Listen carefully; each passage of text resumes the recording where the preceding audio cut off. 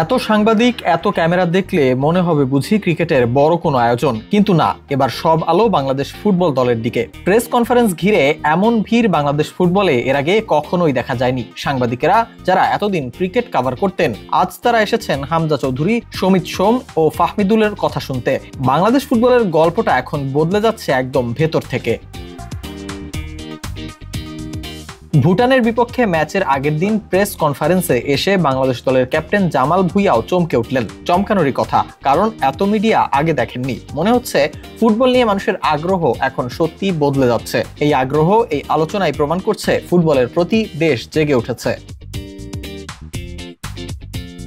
শুধু তাই নয়, হামজা ফাহমিদুলদের অনুশীলন কভার করতে রীতিমতো যেন সাংবাদিকদের ভিড়। তাদের ফুটেজ নেয়ার জন্য বৃষ্টির মধ্যেও ভিজে অপেক্ষা করছেন সাংবাদিকরা।